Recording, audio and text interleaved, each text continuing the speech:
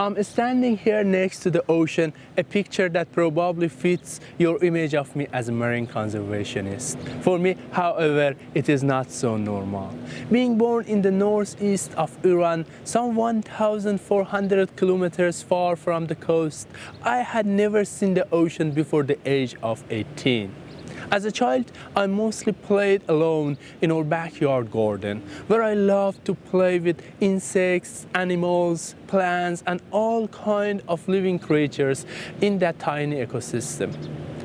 Soon after my family, especially my brother, understood my love to the nature, they started to bring me books about animals and plants, books that, along with the nature around me, shaped my worldview. Some of those books, those were about the life in the ocean.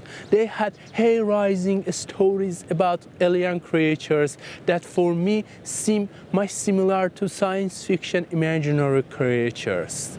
Stories about fish that can fly, or mud skippers, fish that come out from the water and walk on the ground. Where is the ocean? Where that wonderland is placed? Can I see those bizarre species someday? These were questions that I grew up with them and shaped my dream for being a marine biologist. Finally, my childhood dreams came true. And I moved here to the southern coast of Iran to study marine biology when I was 18. And since that time, I never lost any opportunity for searching into the marine environment, coming back always wet and muddy from head to toe. The journey, however, has not been all about happy stories. While working as a marine biologist in the field, I started to see how animals I love, my childhood majesties, emerged out dead in fishing nets, or washed ashore dead with a piece of plastic in their stomach. So, although I really enjoyed pure science, seeing these bitter and unfortunate events every day made me upset, angry, and worried about the future.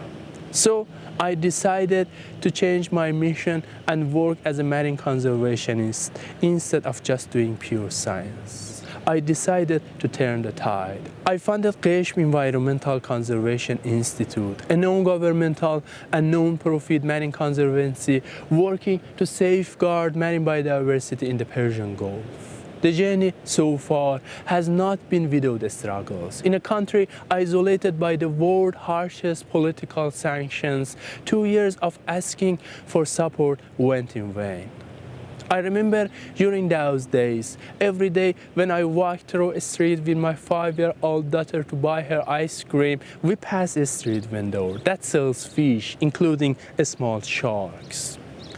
The only thing that I could do was to ask the vendor to allow us to measure sharks. During these moments, my daughter kept asking millions of questions, like, "Dad, why are these fish not in the ocean?" And because they were mostly small sharks, she asked, "Dad, aren't their parents worried about them?" These heartbreaking questions that I had no answer for them helped me through that difficult time by reminding me of my mission and not to give up. This persistence finally helped me to find people who work for building a better future instead of investing on the racist policies. And eventually, we started our shark and ray conservation program. And very soon, our efforts began to pay off. We found that just during 2 months of shrimp fishing season, about 500 trawlers catch about 8,000 tons of rays from Iranian waters, roughly equals to more than 10 million individuals. And that more than half of all ray species we recorded from the area are classified as threatened in the IUCN Red List. And that the tentacle butterfly ray, a species last time recorded in 1986, believed possibly to be extinct, comprises more than 15% of total ray bycatch by Iranian trawlers.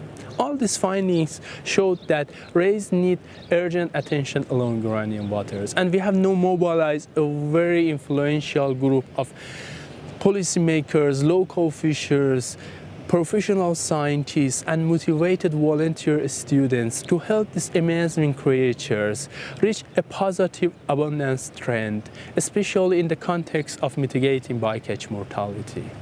Now, Future for Nature Award provides me a great opportunity to go to the field and work with the folks to reduce bycatch mortality of threatened species in the Persian Gulf.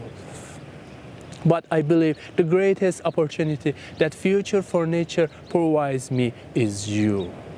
People who I can share them my story and bring their attention to the unique marine biodiversity of the Persian Gulf. Know that a tiny microbe has been isolating us and we have met up virtually kilometers far from each other. It reminds me of very sobering fact. That because of the wrong choices we made in the past, we humans are now at the brink of an uncertain future.